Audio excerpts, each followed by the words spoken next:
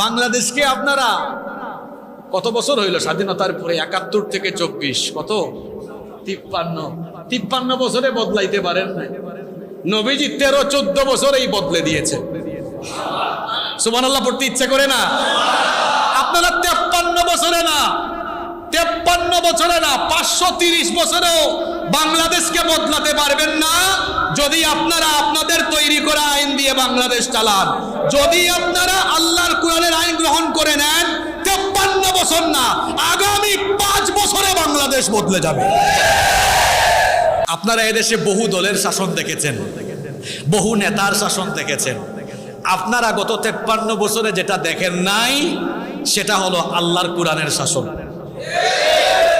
এখন আমরা আপনাদেরকে বলবো, যেটা দেখেন নাই সেটা দেখার জন্য একবার আপনারা দেশের দায়িত্ব ইসলামপন্থীদের হাতে, আলেমুল আমাদের হাতে সুপর্দ করে দিয়ে দেখেন, ইনশাআল্লাহ এই বাংলাদেশ বদলে যাবে ইনশাআল্লাহ। আমার আপনার নবী রাহমাতাল লিল আলামিন, প্রিয় নবী মুহাম্মদুর রাসূলুল্লাহ সাল্লাল্লাহু আলাইহি ওয়াসাল্লামকে আল্লাহ এমন এক চরিত্র দিয়েছেন, তার এই চরিত্রের ভেতরে মানব জীবনের প্রতিটি দিক এবং বিভাগের জন্য অনুসরণীয়, অনুকরণীয় আদর্শ রয়েছে। এজন্য রব্বুল আলামিন কোরআনে কারীমের 33 নম্বর সূরা সূরাতুল আহজাবের 21 নম্বর আয়াতের মধ্যে বললেন, লাকাদ কানা লাকুম ফি রাসূলিল্লাহি উসওয়াতুন হাসানাতুল লিমান কানা ইয়ারজুল্লাহা ওয়াল ইয়াওমাল আখির ওয়া যাকারাল্লাহা কাসীরা। তোমাদের মধ্যে যারা আল্লাহ আর পরকালের আশা রাখে এবং আল্লাহকে যারা অধিক স্মরণ করে, তাদের জন্য রাসূল কারীম সাল্লাল্লাহু আলাইহি ওয়াসাল্লামের জীবনের ভেতরেই রয়েছে সর্বোত্তম নমুনা। তিনি সব ক্ষেত্রে আমাদের জন্য আদর্শ। মানব জীবনের প্রতিটি দিক এবং বিভাগের সর্বোত্তম আদর্শ যিনি, তিনি মুহাম্মদুর রাসূলুল্লাহ সাল্লাল্লাহু আলাইহি ওয়াসাল্লাম। সেই মহামানবের আদর্শ বাদ দিয়ে আপনি সমাজতন্ত্র আর পুঁজিবাদীদের আদর্শ কিংবা মানবরচিত মতবাদ দিয়ে কোনোদিনও কোনো সমাজ বা দেশের প্রত্যাশিত সংস্কার এটা কশ্চিনকালেও সম্ভব নয়। কথা কি বোঝা যায়? আমার নবী কোন সময় পৃথিবীতে এসেছেন শুনেন। গোটা আরবে যখন হানাহানি, মারামারি, কাটাকাটি, লুণ্ঠন, চুরি, চাঁদাবাজি, ডাকাতি, যেই সময়ে নারীর কোনো ইজ্জত নাই, সম্মান নাই, মর্যাদা নাই, এতিম অসহায়দেরকে যেই সমাজে নিপীড়িত করে রাখা হয়েছে, যে সমাজে ছিল উঁচু নিচু ভেদাভেদ, সেই সমাজে নবীজি এসেছেন। যেই সমাজে মানুষের মধ্যে সততা ছিল না, নীতি ছিল না, যেই সমাজের মানুষগুলোর মন মানসিকতা ছিল বর্বর, যারা ছিল জাতি হিসেবে অসভ্য, সেই জাহেলিয়াতের জেহালতপূর্ণ সমাজে একজন মহামানব আগমন করলেন। তিনি মুহাম্মদুর রাসূলুল্লাহ সাল্লাল্লাহু আলাইহি ওয়াসাল্লাম। এরপরে তিনি আল্লাহর দেওয়া ওহির আলোকে, ওহির বিধান মোতাবেক সেই সমাজকে, সেই রাষ্ট্রকে এমনভাবে সংস্কার করে দিলেন যে কিয়ামতের ঘটনা ঘটার আগ পর্যন্ত পৃথিবীতে এত সোনালী সমাজ বা রাষ্ট্র আর কেউ কোনো দিন উপহার দিতে পারবে না, বানাতে পারবে না আমার নবীর মতো। আল্লাহু আকবার। তাহলে আপনি বাংলাদেশকে সংস্কার করতে হলে রন্ধ্রে রন্ধ্রে ঢুকে যাওয়া দুর্নীতি, চুরি, চাঁদাবাজি, বিশৃঙ্খলা রোধ করে এই বাংলাদেশকে একটি সত্যিকারের বৈষম্যহীন দেশে পরিণত করতে হলে মুহাম্মদুর রাসূলুল্লাহ সাল্লাল্লাহু আলাইহি ওয়াসাল্লামের আদর্শ বাদ দিয়ে করা সম্ভব? জোরে বলতে হবে, সম্ভব? কশ্চিনকালেও সম্ভব নয়। আসেন আজকে আমরা অল্প কয়েক মিনিটে জানবো এই অসভ্য জাহেলিয়াতের জেহালতে ডুবে থাকা এই অসভ্য জাতিকে নবীজি কিভাবে সভ্য আর একটি আলোকিত জাতিতে রূপান্তর করলেন। আজকে আমরা সেগুলো জানবো ইনশাআল্লাহ। নবীজি জাহেলিয়াতের জেহালত দূর করে একটি আলোকিত সমাজ গঠনের নিমিত্তে সর্বপ্রথম যে কাজ করেছেন সেটি হচ্ছে আগে নবীজি সমাজের মানুষকে তাওহীদের পতাকা তলে একতাবদ্ধ করেছেন, তাওহীদের পতাকা তলে সবাইকে ঐক্যবদ্ধ করেছেন। কারণ এমন সময়ে নবীজি দুনিয়াতে এসেছেন যখন গোটা আরবের লোকেরা পৌত্তলিকতায় নিমজ্জিত ছিল। এরা মহান রবের গোলামি বাদ দিয়ে তাদের নিজেদের বানানো, নিজেদের তৈরি করা বিভিন্ন উপাস্য আর দেবদেবীর সামনে মাথা নত করে দিয়ে আল্লাহর সাথে তারা তখন শিরক করত। পৌত্তলিকতাপূর্ণ সমাজে এমন এক মহামানব আগমন করলেন, যিনি জন্মের পর থেকে শৈশবকাল থেকে তাদের চোখের সামনে এমনভাবে বড় হলেন। তিনি কখনো পৌত্তলিকদের সাথে মিলিত হয়ে কোনো ধরনের পৌত্তলিক কর্মকাণ্ডে জড়ালেন না, হানিফ হয়ে বেড়ে উঠলেন। তিনি একনিষ্ঠ ছিলেন, কোনোদিন জাহেলিয়াতের জেহালত আমার নবীকে স্পর্শ করতে পারে নাই। আমার নবীর চরিত্র এমন ছিল, গোটা আরবের সকল কাফেররা নবীজির চারিত্রিক মাধুর্যতায় মুগ্ধ হয়ে সকলে মিলে তারা আমার নবীকে ভালোবাসতো, পছন্দ করত।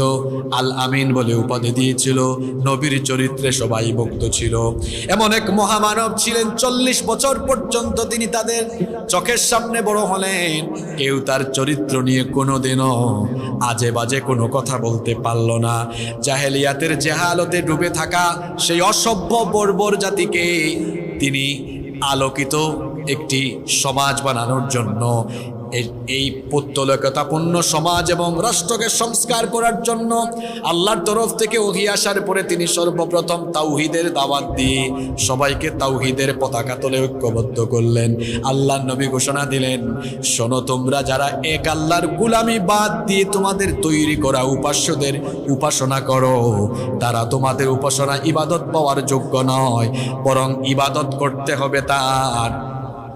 করতে হবে তার যিনি তোমাদেরকে সৃষ্টি করেছেন, যিনি তোমাদেরকে বানিয়েছেন, আসমান জমিনকে সুন্দর করে যিনি বানিয়েছেন, সেই রবের ইবাদত করো। আর সেই রব আমাদেরকে তোমাদের হেদায়েতের জন্য পাঠিয়েছেন। আমার রিসালতের উপরেও ঈমান আনো। আল্লাহর নবী বললেন, কুলু লা ইলাহা ইল্লাল্লাহ তুফলিহুন।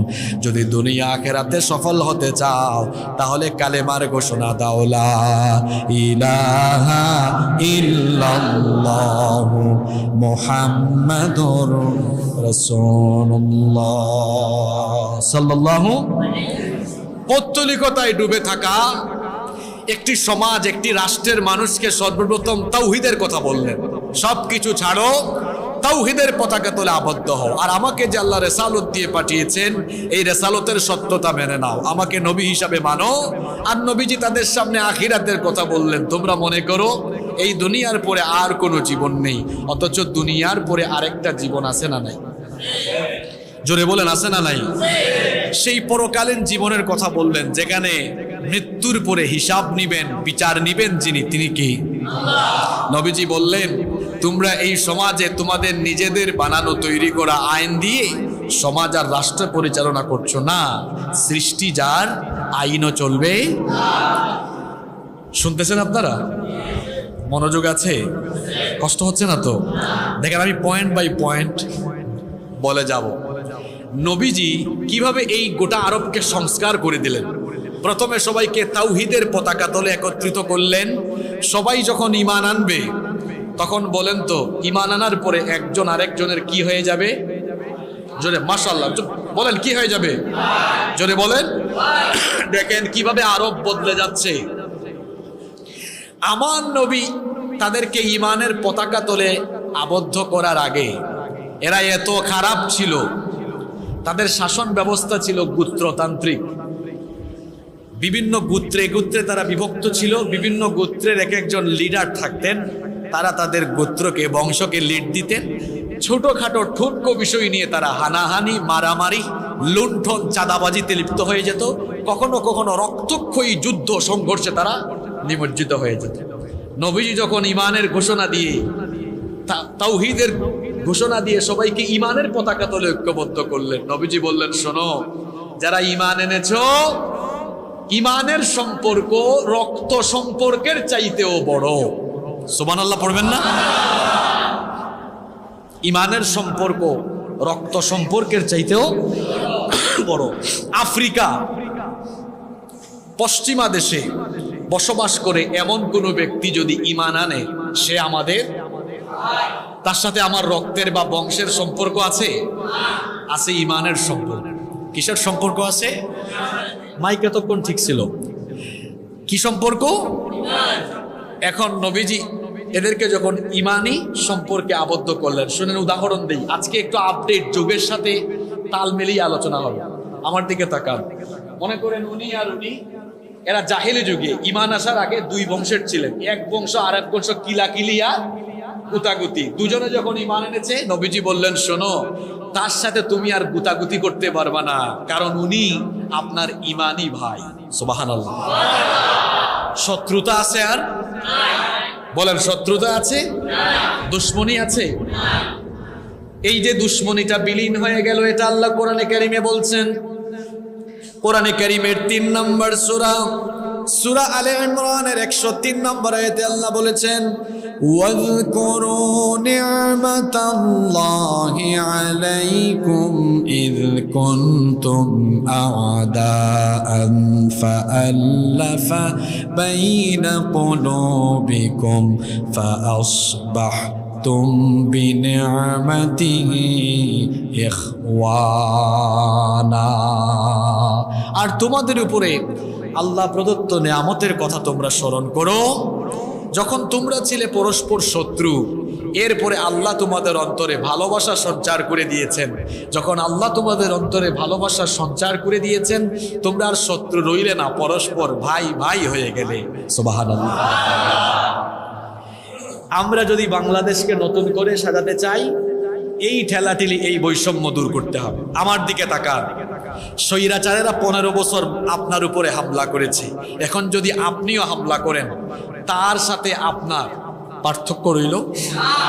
কথা বলছেন না কেন? নবীজি দাওয়াত দিয়েছেন, দাওয়াত দিয়ে 2 বংশের 2 জনকে মুসলমান বানিয়েছেন। নবীজি বললেন, আর ঠেলাঠেলি নাই, ঠেলাঠেলি নাই। ইসলাম বদলা নিতে শেখায় না, ইসলাম বদলে দিতে শেখায়। স্বৈরাচাররা আপনার উপরে, আপনার দেশের উপরে নিপীড়ন চালিয়েছে, দেশকে লুটে পুটে খেয়েছে।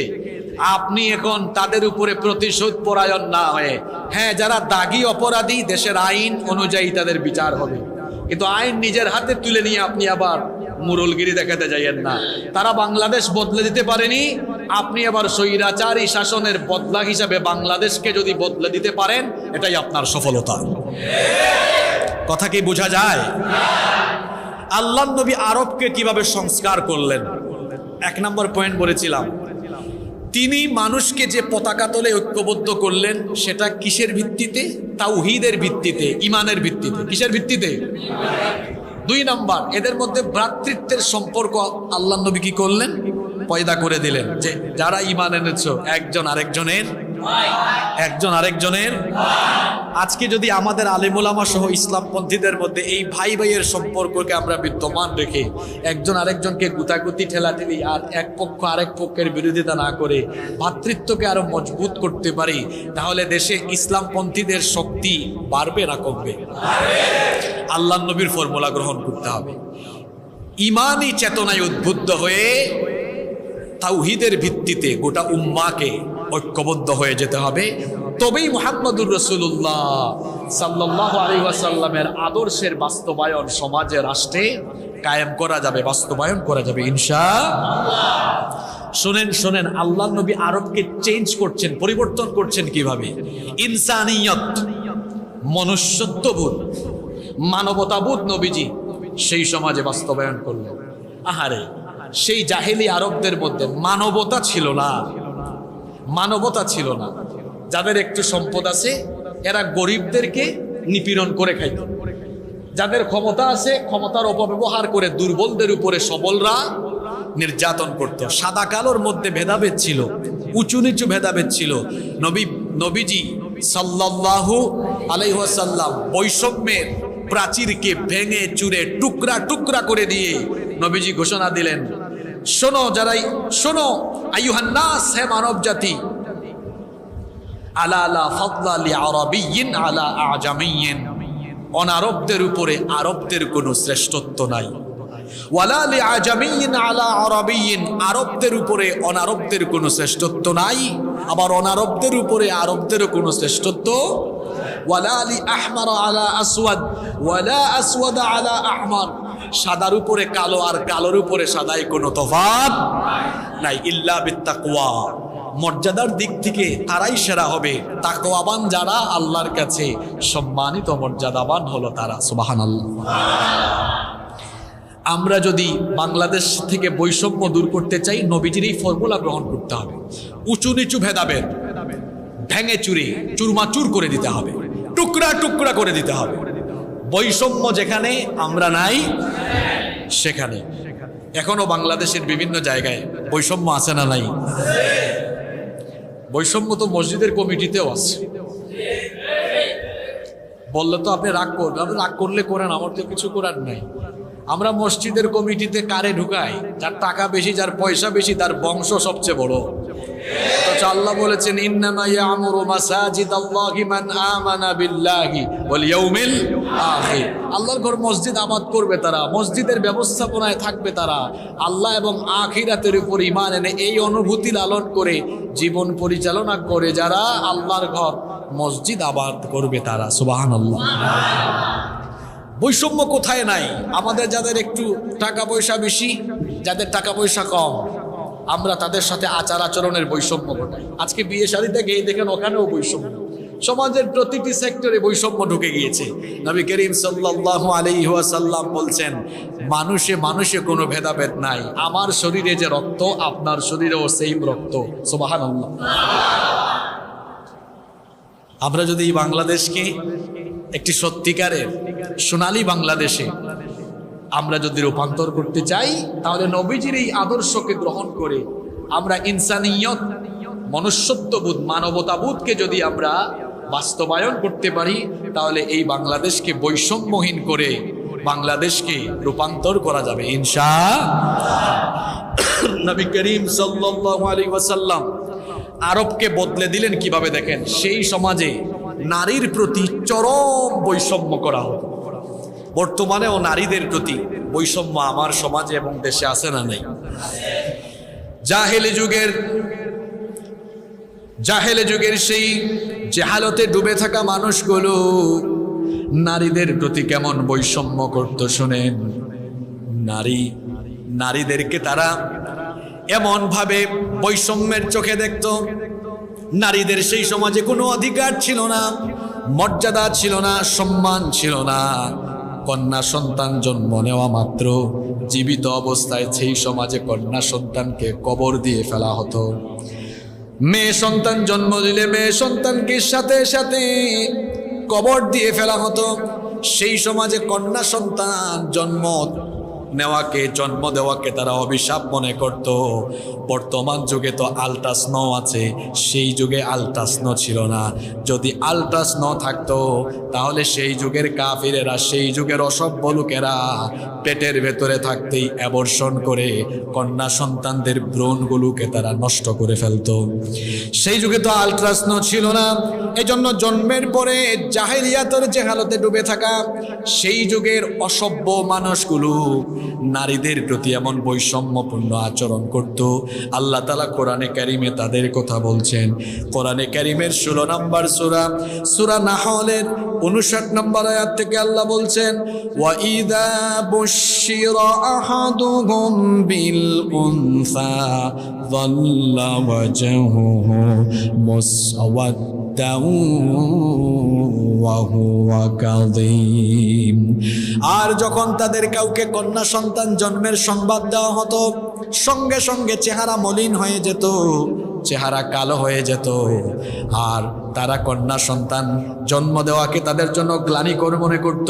ইয়াতাওয়ারা মিনাল কওমি মিন সুই মা বুশিরা বিহি আয়ুমসিকুহু আলা হুনিন আম ইয়াদুসসুহু ফিত তুরাবি আলা সাআ মা ইয়াহকুমুন।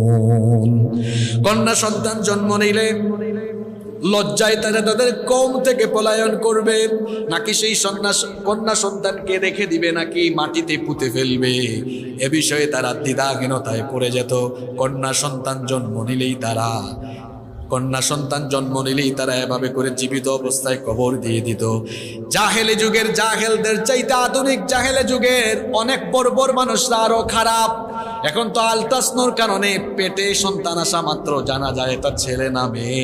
আমার সমাজে এমন বহু অসভ্য লোক আছে, স্ত্রীর পেটে যখন সন্তান আসে আলট্রাসাউন্ড করে যদি জানে এটা কন্যা সন্তান, অ্যাবর্শন করে পেটের ভেতরেই মেরে ফেলে। এমন ডাকাত আমার সমাজে আছে না নাই?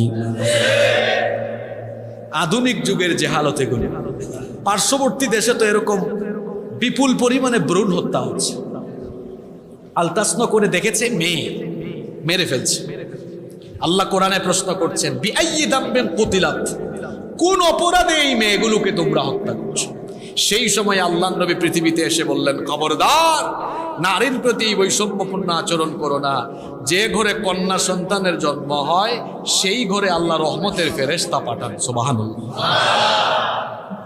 নারীর অধিকার প্রতিষ্ঠা হলো। কন্যা হিসাবে, মেয়ে হিসাবে, বোন হিসাবে, স্ত্রী হিসাবে, মা হিসাবে ইসলাম নারীর অধিকার প্রতিষ্ঠা করল। যেহেতু খুব গরম, আমি লম্বা চোরা কথা বলবো না, আপনাদেরকে সংক্ষেপে বলছি, শোনেন। নারীর বৈষম্য নবীজি দূর করলেন।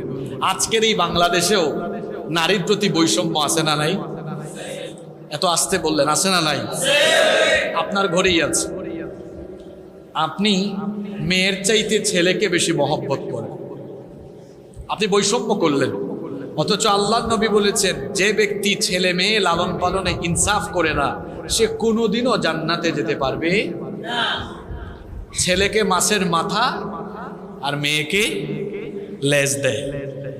মেয়ে অসুস্থ হইলে এলাকার ডাক্তার, ছেলে অসুস্থ হইলে একদম শহরে।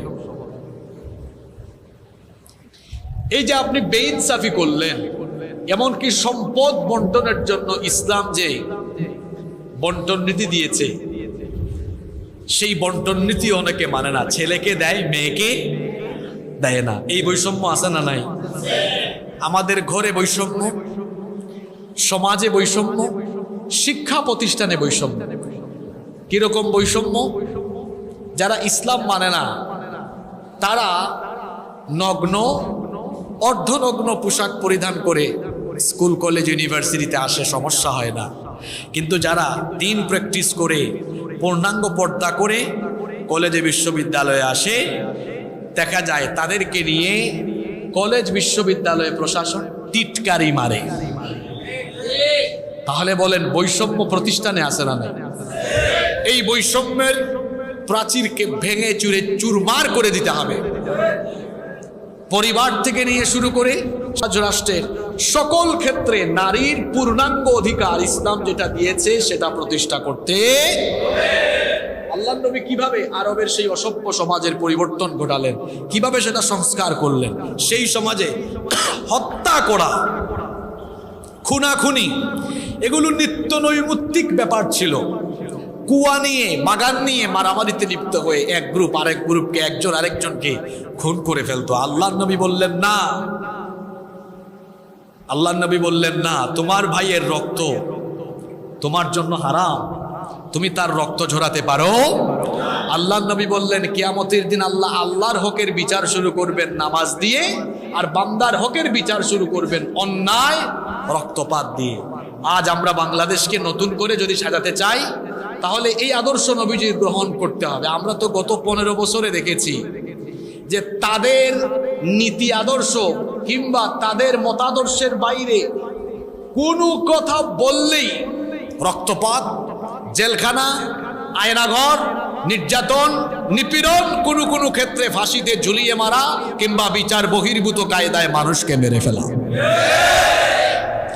আজ যদি আমরা এই বাংলাদেশকে সত্যিকারের সংস্কার করতে চাই, নবী করিম সাল্লাল্লাহু আলাইহি ওয়াসাল্লামের আদর্শ গ্রহণ করতে হবে। মানুষের রক্ত আর জীবনের নিরাপত্তা দিতে হবে। আমার দেশে মানুষের জীবনের নিরাপত্তার বড় অভাব। সুতরাং এই দেশকে সত্যিকারের বৈষম্যহীন একটি দেশে আমরা যদি এই দেশকে রূপান্তর করতে চাই, তাহলে নবী করিম সাল্লাল্লাহু আলাইহি সাল্লামের আদর্শকে গ্রহণ করতে হবে। সেই যুগে এতিমের কোনো অধিকার ছিল না, এতিমের মাল লুণ্ঠন করা হতো। আজকের এই যুগেও এতিমের মাল লুণ্ঠন করা, এতিমের মাল জোর জবরদস্তি করে আত্মসাৎ করে দখল করে খেয়ে ফেলা আছে না নাই? আর বাংলাদেশের জনগণ সবচেয়ে বড় এতিম। জনগণের সম্পদ, দেশের সম্পদ লুটপাট করে আত্মসাৎ করে এদেশের বিখ্যাত চোরেরা দেশের সম্পদ চুরি করে বিদেশে নিয়ে তারা তাদের সম্পদের পাহাড় গড়েছে। আল্লাহর নবী কিভাবে সেই অসভ্য সমাজকে পরিবর্তন করলেন দেখেন। সেই যুগে বিচার, ন্যায় বিচার ছিলই না। যাদের বংশ বড়, গোত্র বড়, যাদের শক্তি বেশি, তারা দুর্বলদের উপরে কর্তৃত্ব করত। আর দুর্বলরা সবসময় ন্যায় বিচার থেকে কি হয়ে যেত? বঞ্চিত হয়ে যেত। কিন্তু আল্লাহর নবী এমন এক সমাজ প্রতিষ্ঠা করলেন কোরআনের আলোকে, যেখানে এমন ইনসাফ কায়েম করলেন যে অপরাধী সে যদি নিজের কাছের কেউ হয়, অপরাধীকে অপরাধের সাজা ভোগ করতে হবে। আল্লাহর নবী সুবিচার কায়েম করলেন। আমরা যদি সত্যিকারের একটি বৈষম্যহীন বাংলাদেশ বানাতে চাই, তাহলে ন্যায় বিচার কায়েম করতে হবে। যে সমাজে বা যে রাষ্ট্রে বিচার ব্যবস্থা ভেঙে যায়, ওই সমাজ বা ওই রাষ্ট্র একেবারে ধ্বংসের কিনারে চলে যায়। দেখেন, আমরা বাংলাদেশে স্বাধীনতার পর থেকে সুবিচারের চেয়ে অবিচার বেশি দেখেছি। যে যখন ক্ষমতা পেয়েছে সে তার নিজের দলের স্বার্থকে বড় করে দেখেছে, আর তার বিরোধী পক্ষকে বিচারের নামে অবিচার করে করে একেবারে নিঃশেষ করে ফেলেছে। আহারে, ন্যায় বিচার বঞ্চিত, নিরপরাধী মানুষদেরকে আদালত পাড়ায় হয়রানি করা হতো, আর সত্যিকারের অপরাধীরা জেলখানা আদালত পাড়ার বাহিরে রাস্তাঘাটে বুক ফুলিয়ে ঘোরাফেরা করত। জাহেলিয়াতের জেহালতকে দূর করে নবীজি আল্লাহর কিতাব কোরআনের বিচার ব্যবস্থা যখন কায়েম করলেন, আল্লাহর নবীর আদালতের বিচারের নমুনা কেমন। আমার একটা ঘটনা মনে পড়ল, ঘটনাটা কি বলবো? মাখজুমিয়া গোত্রের কুরাইশি একজন নারী, সম্ভ্রান্ত বংশের মহিলা, চুরি করে ধরা পড়লেন। আল্লাহর নবীর আদালতে এই মহিলাকে যখন হাজির করা হলো, সাহাবীরা চিন্তা করলেন যে এই মহিলা নামি দামি বংশের মহিলা, এখন যদি নবীজি কোরআন দিয়ে বিচার করে মহিলাকে শাস্তি হিসাবে এই মহিলার হাত কাটার আদেশ দেন, তাহলে তো ওই বংশের ইজ্জত সম্মান বলতে আর কিছুই থাকবে না। সাহাবীরা চিন্তা করলেন, নামি দামি বংশ তো, ওই বংশের মান ইজ্জত বাঁচানো দরকার। সাহাবীরা উসামা ইবনু যায়েদ রাদিয়াল্লাহু আনহুকে বললেন, ভাই, রাসূলুল্লাহ সাল্লাল্লাহু আলাইহি সাল্লাম তোমাকে বড় পছন্দ করেন, তুমি নবীজির কাছে যাও, গিয়ে সুপারিশ করো নবীজির জন্য মহিলার শাস্তি একটু কমায়া দেন, একটু হালকা করে দেন। তিনি যখন সুপারিশ নিয়ে গেলেন, আল্লাহর নবী তখন বললেন, এত বড় দুঃসাহস কি করে হলো তোমাদের? আল্লাহর কিতাবের আইনের বিপরীতে তোমরা আমাকে বিচার হালকা করতে বলছো। সাহাবীরা শুনো, আজ যদি আদালতে এই সম্ভ্রান্ত বংশের নারী না হয়ে আমার নিজের মেয়ে ফাতেমা হতো, তাহলে আমি বিচারক হয়ে ন্যায় বিচার করে আমি আমার মেয়ের বিরুদ্ধে অভিযোগ প্রমাণিত হলে তার বিরুদ্ধে রায় দিয়ে, জল্লাদ দিয়ে না, আমার মেয়ের হাত আমি নিজেই কেটে ফেলে দিতাম। কি ন্যায় বিচার কায়েম করেছেন, কি ন্যায় বিচার কায়েম করেছেন, সুবহানাল্লাহ।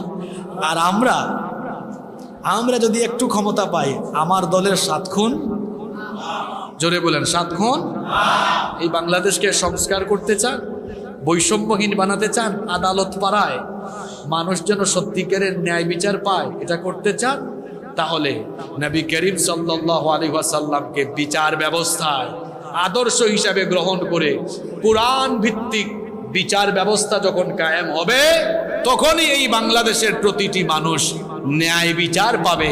নইলে ন্যায় বিচারের স্লোগান দিয়ে দিয়ে মুখ দিয়ে ফেনা বের হবে।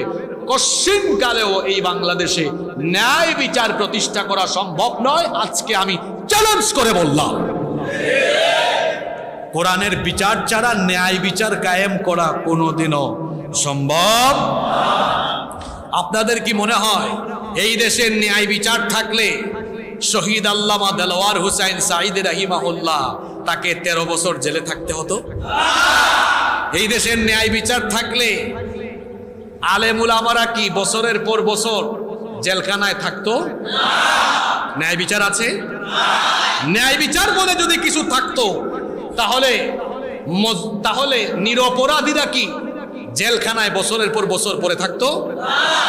তাহলে বোঝা গেল আমরা মানুষরা যে আইন বানিয়ে আমাদের আদালত পাড়া আর বিচারাঙ্গনে আমরা যে আইন দিয়ে আমরা বিচার করছি, এই আইন কোনোদিনও ন্যায় বিচার প্রতিষ্ঠা করতে পারবে না।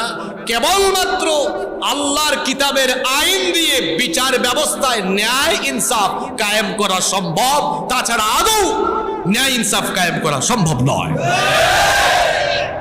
কিভাবে বদলে দিলেন আমার নবী, ন্যায় বিচার কায়েম করলেন। দাসত্ব প্রথা ছিল, বাজারে যেমন মাছ কেনা বেচা হয় সেই যুগে দাস কেনা বেচা করা হতো, আর দাসদের কোনো মর্যাদাই ছিল না। আল্লাহর নবী তিনি এমন এক মহামানব, তিনি এসে এই দাস প্রথার মূলে কুঠারাঘাত করলেন, এটার মূল উৎপাটন করে দিলেন। আল্লাহর নবী নিজেই অনেক দাসদেরকে মুক্ত করে করে আজাদ করে দিলেন। সুবহানাল্লাহ। আল্লাহর নবীর অনেক সাহাবীরা দাসদেরকে আজাদ করে দিলেন। এমন কি আল্লাহ তাআলা কি করলেন, বিভিন্ন ইবাদতে কাজা কাফারা হিসাবেও দাস মুক্তির ব্যবস্থা করে দিলেন। যেমন কসমের কাফারা, শপথের কাফারা হিসাবে কিন্তু দাস মুক্তি আছে না নাই? এবং দাসদেরকে অধিকার দিলেন, মর্যাদা দিলেন। দাস গুলামকে মুক্ত করে নবীজি যুদ্ধের ময়দানের কমান্ডার, সেনাপতি বানিয়ে দিয়েছেন। আল্লাহু আকবার। দাসকে মুক্ত করে আজাদ করে দিয়ে নবীজি ইসলামের প্রথম শ্রেষ্ঠ মুয়াজ্জিন বানিয়ে দিলেন বিলাল রাদিয়াল্লাহু। দেখেন আমার সমাজে বাংলাদেশকে সংস্কার করবেন কেমনে আপনারা? আপনাদের এলাকার নাম কি? পূর্ব খৈয়াছড়া। আপনাদের এলাকায় হয়তো এগুলা নেই, বিভিন্ন এলাকায় আছে। মনে করেন এলাকার নামি দামি বংশ না, একটা মেধাবী ছেলে, যোগ্যতা আছে, দক্ষতা আছে। আমি মসজিদ দিয়ে উদাহরণ দিই, যোগ্যতা আছে, দক্ষতা আছে, আল্লাহ আল্লাহ। যদি বলেন এরা সভাপতি, অমুক বংশের, তার বংশ পরিচয় জানো? বৈষম্য আছে না নাই? আর আল্লাহ নবী কি করেছেন? ধনী ধনী অনেক সাহাবীকে বাদ দিয়ে দাস বিলাল রাদিয়াল্লাহু আনহু গোলাম আজাদ হয়ে যাওয়ার পরে বললেন, বিলাল আমার মসজিদের মুয়াজ্জিন। সুবহানাল্লাহ। আমার সমাজে, আমার রাষ্ট্রে রন্ধ্রে রন্ধ্রে বৈষম্য আছে। আপনি বাংলাদেশকে বৈষম্যহীন করতে চান, মুহাম্মাদুর রাসূলুল্লাহ সাল্লাল্লাহু আলাইহি সাল্লামের আদর্শ নিতে হবে, আদর্শ নিতে হবে। আমার মধ্যে তো এমন দলকান, আমি আমার দলের বাহিরে মানুষকে পুস্তিকও দিতে চাই না। আর আমার নবী অখ্যাত বংশের লোকদেরকেও শুধুমাত্র ইমানের ভিত্তিতে আল্লাহর নবী তাদের মর্যাদাকে তিনি সুপ্রতিষ্ঠিত করে দিয়েছেন। সুবহানাল্লাহ। আমি আর এই গরমের মধ্যে আপনাদেরকে কষ্ট দিতে চাই না। সর্বশেষ দুটি পয়েন্ট গুরুত্বপূর্ণ আমি বলবো, আপনারা কি আমাকে 10 মিনিট সহযোগিতা করবেন ইনশাআল্লাহ? দেখেন এমন অসভ্য মানুষ জাহেলি যুগের কি নাই এদের মধ্যে। দেখেন কোন খারাপ গুণ এদের মধ্যে ছিল না? নারী নিয়ে, মদ নিয়ে পড়ে থাকতো, জিনা, বেবিচার, লুটপাট, চাঁদাবাজি, অন্যায়, অপকর্ম, বিশৃঙ্খলা, হানাহানি, মারামারি, কাটাকাটি, যত ধরনের মানবীয় অপকর্ম আছে সকল অপকর্ম জাহেলি যুগের সেই অসভ্য বর্বর সমাজের মানুষের মধ্যে বিদ্যমান ছিল। আল্লাহর নবী জাহেলি যুগের আরবকে সংস্কার করার জন্য তিনি এই জাহেলি যুগের আরব লোকদেরকে আগে ওহীর দীক্ষায় দীক্ষিত করলেন। কারণ আপনি সমাজ বদলাতে হলে, রাষ্ট্র বদলাতে হলে সমাজ আর রাষ্ট্রের মানুষকে আগে বদলাতে হবে। কথা বুঝতে পেরেছেন? আপনারা স্লোগান দেন না, আল কোরআনের আলো ঘরে ঘরে জ্বালো, এটা ভুল। আল্লাহর নবী আল কোরআনের আলো আগে মানুষের হৃদয়ে হৃদয়ে জ্বালিয়েছেন। আল্লাহর নবী দাওয়াত দিয়েছেন, ঈমান এনেছে, আল্লাহর নবী ওই সাহাবীর দিলের ভেতরে আলো ঢুকায় দিয়েছেন, কোরআনের আলো। সুবহানাল্লাহ। আবু বকর ঈমান এনেছেন, আবু বকর আসো, আল্লাহ এই সূরা নাজিল করেছেন, শোনো। আবু বকরকে তিলাওয়াত শুনিয়ে দিলেন, জনগণকে কোরআন শুনিয়ে দিলেন। আল্লাহর নবী সর্বপ্রথম ওহীর দীক্ষায়, কোরআনের দীক্ষায় জাহেলি যুগের জেহালতে ডুবে থাকা মানুষগুলোকে কোরআনের আলোয় আগে আলোকিত করলেন। কোরআনের আলোয় ওহির শিক্ষায় শিক্ষিত, ওহির দীক্ষায় দীক্ষিত করার কারণে এই মানুষগুলো কেমনে পরিবর্তন হলো দেখেন। যারা নিয়মিত চাঁদাবাজি করত, ডাকাতি করত, চুরি করত, লুটপাট করত, নবীজি এদেরকে কোরআনের শিক্ষা দিলেন, এরা পরিবর্তিত হয়ে গিয়ে আর চোর না, এরা এখন মানুষের সম্পদে, মানুষের টাকা পয়সা বাড়িঘর সম্পদে চোর না, ডাকাত না, পাহারাদার হয়ে গেল। সুবহানাল্লাহ পড়তে ইচ্ছে করে না? সমাজ বদলাতে চান? মাইকে আর টিভির সামনে বক্তৃতা দিয়া যে উপদেষ্টা যারা আছেন তাদেরকে বলছি, পারবেন না। আগে বাংলাদেশের প্রত্যেকটি শিক্ষা প্রতিষ্ঠানে দ্বীনি শিক্ষা, কুরআনী শিক্ষা বাধ্যতামূলক করে তার পাশাপাশি দেশের আলেম সমাজকে ডেকে নিয়ে সম্মানের সাথে বলুন, এই দেশে প্রতিটি বিশ্ববিদ্যালয়ে, প্রতিটি কলেজে, পাড়ায় পাড়ায়, এলাকায় এলাকায় আপনারা মানুষের মাঝে কোরআন প্রচার করেন। আপনারা ওপেনলি মানুষকে কোরআন বুঝান, যাতে করে মানুষ কোরআনের আলোয় আলোকিত হয়। মানুষের অন্তরে কোরআন ঢুকালে পরে এই আলোকিত মানুষগুলোকে দিয়ে আলোকিত বাংলাদেশ করা সম্ভব হবে। আপনি স্লোগান দিবেন, এর প্রতিফলন কোনোদিনও ঘটবে? কথা কি বোঝা যায়? বোঝা যায় না বাবা? বোঝা যায় তো?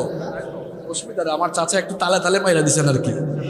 শোনেন, আল্লাহর নবী জাহেলি যুগে সেই জেহালতে ডুবে থাকা আরব সমাজকে সমাজ সংস্কার, রাষ্ট্র সংস্কারের আগে নবীজি করেছেন মানব সংস্কার। কি সংস্কার? জোরে বলেন। কোন অমর পরিবর্তন হলেন? যে অমর ইসলাম বিরোধী ছিলেন, সেই অমরকে নবীজি কালেমা পড়িয়ে কোরআনের আলোয় আলোকিত করলেন। সেই অমর হয়ে গেলেন ইসলামের পক্ষের এক বীর সিপাহ সালার। সুবহানাল্লাহ। আল্লাহর নবী মানুষ গড়ে তুলেছেন কোরআন দিয়ে। কি দিয়ে? বাংলাদেশকে যদি আমরা বৈষম্যহীন করতে চাই, এই দেশকে যদি সত্যিকারের সংস্কার করতে চাই, স্বৈরাচারদের রেখে যাওয়া ঢোল তবলা আর গান বাজনা যুক্ত, নাটক ফাটক যুক্ত তাদের এই অপশিক্ষার কবর রচনা করে দ্বীনি শিক্ষার সাথে জাগতিক শিক্ষার কম্বিনেশন ঘটিয়ে বাস্তব ভিত্তিক শিক্ষা ব্যবস্থা প্রণয়ন করে যদি এই জাতির সন্তানদেরকে সঠিক শিক্ষা দেওয়া যায়, এরা শিক্ষিত হয়ে যখন বাংলাদেশের রাষ্ট্র পরিচালনার বিভিন্ন জায়গায় সেক্টরে সেক্টরে বসবে, তখন তারা চুরি ডাকাতি লুটপাটের পরিবর্তে তারা দেশের স্বাধীনতা সার্বভৌমত্বকে রক্ষা করে এই দেশকে তারা উন্নয়ন, অগ্রগতি আর সমৃদ্ধির চূড়ান্ত শিখরে পৌঁছে দিবে। আমাদের দেশে বিভিন্ন মসজিদে মাঝে মাঝে জুতা চুরির ঘটনা ঘটে। মসজিদে জুতা চুরি হয় না? হয়। জুতা চোর। আর ঢাকাতে বড় কোনো অফিসে বসে কলমের খোঁচায় 100 কোটি 200 কোটি বা এমপি মন্ত্রী হয়ে 2000-3000 কোটি চুরি করে। এখন আপনারা বলেন, যে লোকটা মাস্টার ডিগ্রি কমপ্লিট করে চুরি করে, সেই শিক্ষিত চোর, আর মসজিদের জুতা চোর হয়তো প্রাইমারি পাস করেছে, আধা শিক্ষিত, অর্ধশিক্ষিত বা একদম অশিক্ষিত। এই মসজিদের জুতা চোর আর অফিসের কলমের খোঁচায় কোটি কোটি টাকা চুরি করা চোর, এই দুই চোরের ক্যাটাগরি কি সমান? লেভেল কি সমান? একটা শিক্ষিত, আরেকটা দেশের জন্য ভয়াবহ। কোনটা? কথা বলেন না কেন? তো এই লোক এত শিক্ষিত হয়ে চুরি করে কেন? তার একাডেমিক ট্রান্সক্রিপ্ট, তার একাডেমিক সনদ আর মার্কশিট হাতে নিয়ে দেখেন। ক্লাস 1 থেকে মাস্টার ডিগ্রি পর্যন্ত ইংরেজি, বিজ্ঞান, পৌরনীতি, অর্থনীতি, সমাজ, আইসিটি, ভূগোল, ইতিহাস, কোনো সাবজেক্ট বাদ নাই, সব সে পড়েছে। শুধু সে পড়ে নাই কোরআন, পড়ে নাই হাদিস, জানে নাই ইসলাম, জানে নাই আল্লাহর দ্বীন। এজন্য দ্বীনি শিক্ষা বিবর্জিত এই শিক্ষা তাকে শিক্ষিত বানালেও সুশিক্ষিত বানাতে পারেনি, যার কারণে নৈতিকতা বিবর্জিত হয়ে সে শিক্ষিত চোর, ডাকাত, লুটেরা আর দুর্নীতিবাজে পরিণত হয়েছে। আল্লাহর নবী সমাজ আর রাষ্ট্র সংস্কার করেছেন কিভাবে? আল্লাহর নবী ঈমানের দাওয়াত দিয়ে তাওহীদের পতাকা তলে আবদ্ধ হওয়া প্রত্যেকটি ব্যক্তিকে ওহীর দীক্ষায় দীক্ষিত করেছেন। তাদের হৃদয়কে কোরআনের আলোয় আলোকিত করেছেন। এরপরে নবীজি যখন মদিনায় গিয়ে একটি ইসলামী ইমারত কায়েম করেছেন, একটা ইমারতে নবীজি কি একা দায়িত্ব পালন করেছেন না বিভিন্ন সেক্টরে সেই কোরআনের দীক্ষায় দীক্ষিত হওয়া মানুষদেরকেও তো নবীজি নিয়োগ করেছেন, করেন কি করেন নাই? ওই কোরআনের দীক্ষায় দীক্ষিত হওয়া মানুষগুলোকে, যাদেরকে নবীজি 13 বছর মক্কায় নির্যাতন নিপীড়নও তৈরি করেছেন, নবীজির নিজের হাতে তৈরি করা লোকগুলো এবার যখন বিভিন্ন সেক্টরে দায়িত্ব পালন আরম্ভ করলো, অসভ্য বর্বর সমাজ বদলে গেল। আগে নারীরা বের হলেই পুরুষেরা তাদের উপরে হামলা করত। আল্লাহ নবী কোরআনের ওহির আয়নায়, ওহির আলোয় আলোকিত মানুষ বানালেন। এখন তারা নারীর ইজ্জতের লুণ্ঠনকারী নয়, তারা হয়ে গেল নারীর ইজ্জতের পাহারাদার। সুবহানাল্লাহ। আমার দেশের কলেজ বিশ্ববিদ্যালয়গুলোতে মেয়েরা নিরাপদ না, ইফটিজিং এর শিকার হয়। আপনি কলেজ বিশ্ববিদ্যালয়ের যে বইগুলো পড়ানো হয় এর সাথে কোরআন হাদিস আর নবীজির সিরাত ঢুকায়া দেন, আল্লাহর কসম কলেজ বিশ্ববিদ্যালয়ের ছেলেরা মেয়েদেরকে দেখলে পরে ইফটিজিং করবে না, বরং সালাম দিয়ে সম্মানের সাথে রাস্তা ছেড়ে দিবে। বাংলাদেশে যারা উপদেষ্টা মণ্ডলী আছেন এগুলো শুনেন, রাষ্ট্র সংস্কার করতে চান, মুহাম্মদুর রাসূলুল্লাহ সাল্লাল্লাহু আলাইহি ওয়াসাল্লামের আদর্শ গ্রহণ করে আপনি সংস্কার করেন, এই দেশ বদলে যাবে ইনশাআল্লাহ। আল্লাহর নবী তাই করেছেন। চিন্তা করেন তো, জাহেলি যুগের কুখ্যাত চোর, কুখ্যাত ডাকাত ঈমান আনার পরে নবীজি এদেরকে ওহীর আলোয় আলোকিত করার পরে এরা হয়ে গেল সমাজের সবচাইতে ভালো মানুষ। সুবহানাল্লাহ। আল্লাহর নবী কি করলেন? সেই আরবকে সংস্কারের জন্য আগে আরবের মানব সংস্কার করলেন। যারা তাওহীদের পতাকা তোলে আবদ্ধ হলো, আল্লাহর নবী এদেরকে ওহীর দীক্ষায় দীক্ষিত করলেন। রব্বুল আলামিন এই কথা কোরআনে কারীমের 3 নম্বর সূরা আলে ইমরানের 164 নম্বর আয়াতে বলছেন, লাকাদ মান্নাল্লাহু আলাল মুমিনিনা ইয বাআসা ফীহিম রাসূলাম মিন আনফুসিহিম ইয়াতলু আলাইহিম আয়াতিহি ওয়া ইউযাক্কিহিম ওয়া ইউআল্লিমুহুমুল কিতাবা ওয়াল হিকমা ওয়া ইন কানু মিন ক্বাবলু লাফি দালালিম মুবিন। আল্লাহ তাআলা বললেন, অবশ্যই মুমিনদের উপরে আল্লাহ অনুগ্রহ করেছেন যে তিনি তাদের মধ্য থেকে একজনকে রাসূল হিসাবে প্রেরণ করলেন, যিনি তাদেরকে আল্লাহর আয়াতগুলো তেলাওয়াত করে শোনান এবং আল্লাহর আয়াতগুলোর তেলাওয়াত করে করে তাদেরকে পবিত্র আর পরিশুদ্ধ করেন। তাদের জীবনকে পরিশুদ্ধ করার পাশাপাশি ওয়া ইউআল্লিমুহুমুল কিতাবা ওয়াল হিকমা, তিনি তাদেরকে আল্লাহর কিতাবের জ্ঞান, বিজ্ঞান আর হিকমত, প্রজ্ঞা এগুলো তাদেরকে দীক্ষা দেন। ওয়া ইন কানু মিন ক্বাবলু লাফি দালালিম মুবিন, আল্লাহর কাছ থেকে ওহীর জ্ঞান আসার আগ পর্যন্ত এরা ছিল সুস্পষ্ট গুমরাহির ভেতরে নিমজ্জিত।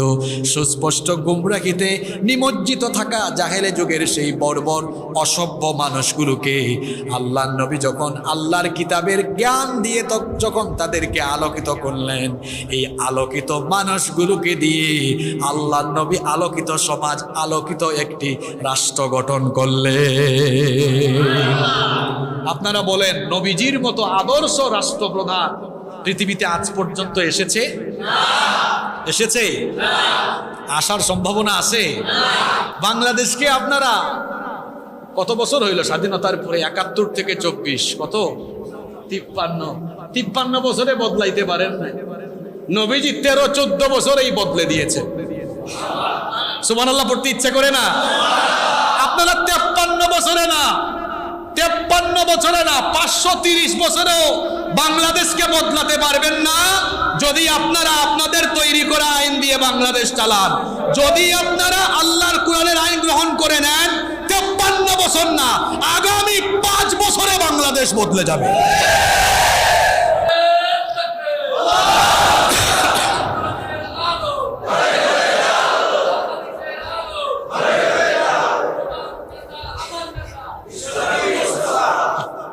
আপনারা গত 53 বছর বাংলাদেশে বহু দলের শাসন দেখেছেন। বহু নেতার শাসন দেখেছেন।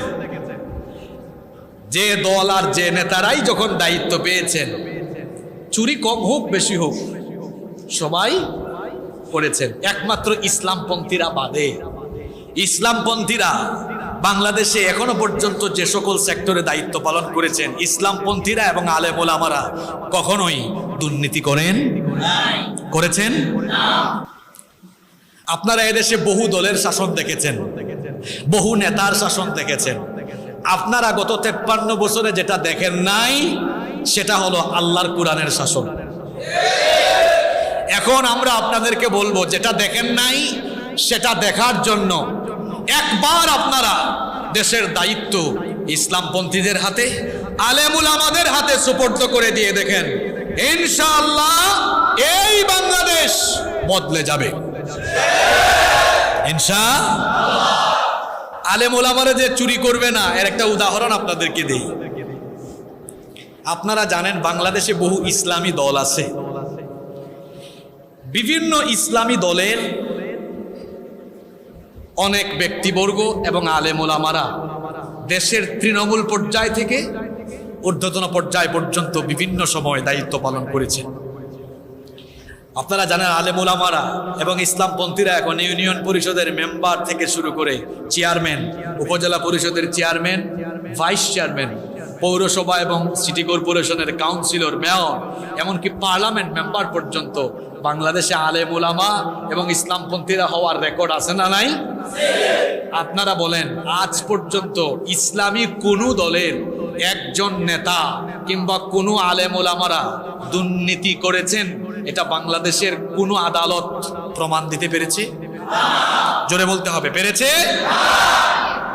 বরং টুপি দাড়ি জুব্বা দেখলেই যাদের গায়ে চুলকানি ওঠে, যারা বলে এরা স্বাধীনতার চেতনা বিরোধী, যারা আলেমুল আমাদেরকে বিভিন্ন ধরনের ট্যাগ লাগায়, আমাদেরকে যারা স্বাধীনতা বিরোধী বলে, ওরা আবার মানুষকে স্বাধীনতার চেতনার ট্যাবলেট গিলায়া খাওয়ায়া স্বাধীনতার চেতনার নামে দেশের সম্পদ লুটে পুটে চুরি ডাকাতি করে বিদেশে পাচার করেছে।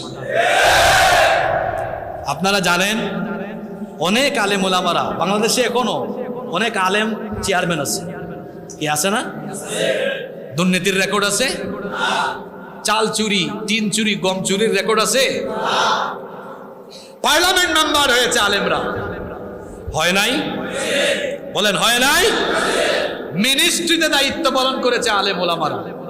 আপনারা ভুলে যাবেন না, সেই 111-এর সময় ফখরুদ্দিন মঈনুদ্দিনের আমলে আওয়ামী লীগ, বিএনপি, জাতীয় পার্টির বহু বড় বড় নেতারা যখন ঘর ছেড়ে পালিয়ে গিয়েছেন, ফখরুদ্দিন মঈনুদ্দিনের আমলের বিচার ব্যবস্থা একজন আলেম পার্লামেন্টারিয়ান কিংবা মিনিস্ট্রিতে দায়িত্ব পালন করা একজন ইসলামিস্ট ব্যক্তির ব্যাপারেও 1 টাকা দুর্নীতির অভিযোগ প্রমাণ করতে পারেন।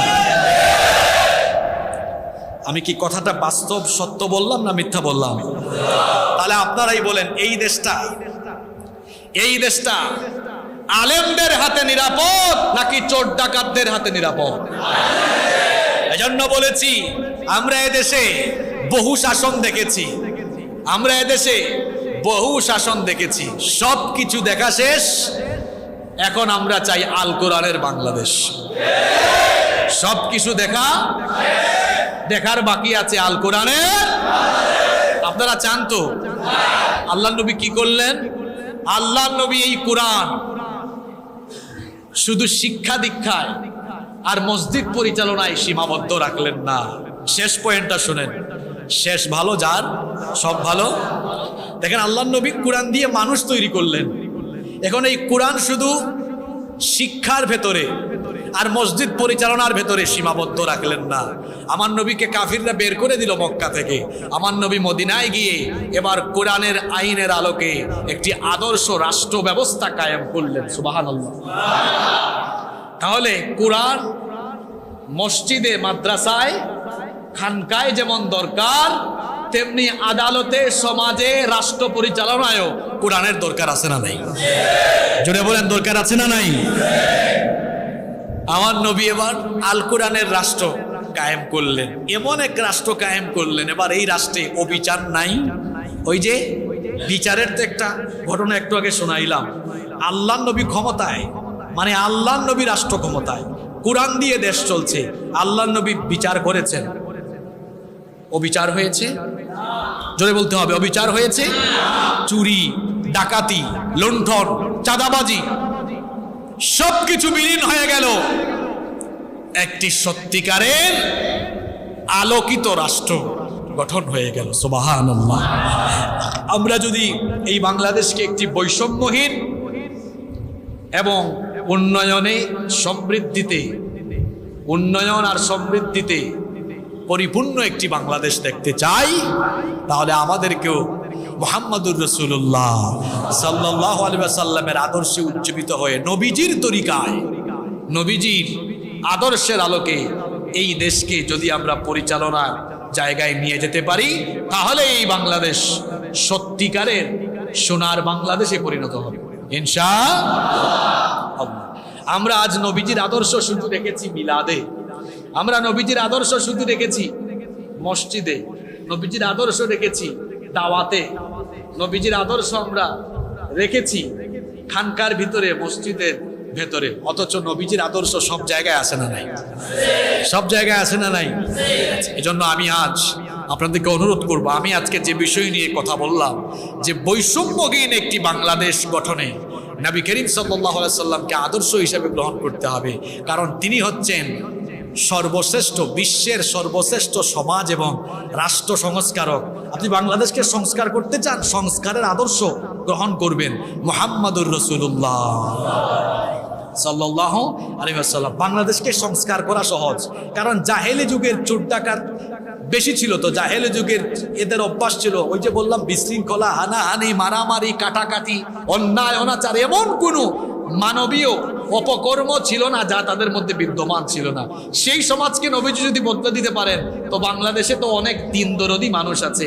যদি বাংলাদেশে কোরআন সুন্নাহর আলোকে এই বাংলাদেশটাকে সাজানো যায়, সাজানোর চেষ্টা করা হয়, এই বাংলাদেশ শীঘ্রই বদলে যাবে ইনশাআল্লাহ। এজন্য আসুন এই বাংলাদেশকে আমরা বৈষম্যহীনভাবে, আমরা যদি এই বাংলাদেশকে সাজাতে চাই, আসুন আমরা এই রবিউল আউয়াল মাসে এই সিদ্ধান্ত, এই প্রতিজ্ঞা আমরা গ্রহণ করি যে আমরা এই বাংলাদেশকে পরিচালনার জন্য নবী করিম সাল্লাল্লাহু আলাইহি ওয়াসাল্লামের আদর্শে আদর্শিত যারা, তাদের সাথে থেকে নবীজির আদর্শ কায়েমে, নবীজির সুন্নাহ বাস্তবায়নে, আল্লাহ নবী যেভাবে তার সাহাবীদেরকে নিয়ে দিন কায়েম করেছেন, আমরাও সবাই ঐক্যবদ্ধ হয়ে গিয়ে আল্লাহর জমিনে আল্লাহর দিন কায়েম করে, কুরআনী শাসন কায়েম করে, কোরআনের বিজয় ঘটিয়ে, ইসলামের বিজয় ঘটিয়ে আমাদের উপরে হয়ে যাওয়া সকল অন্যায় অবিচারের বদলা নিব ইনশাআল্লাহ। এজন্য আমরা সবাই কোরআনের সাথে, কোরআনের আন্দোলনের সাথে শামিল হয়ে যাব। আমরা পারবো না ইনশাআল্লাহ? আমরা সবাই আল কোরআনের শাসন চাই কি চাই না? নবীজির আদর্শের বাস্তবায়ন চাই কি চাই না? আমরা এমন আদর্শ চাই, আল্লাহর নবী তিনি রাষ্ট্রপ্রধান, আবার তিনি মসজিদে নববীরও ইমাম। আমরা এমন সমাজই চাই।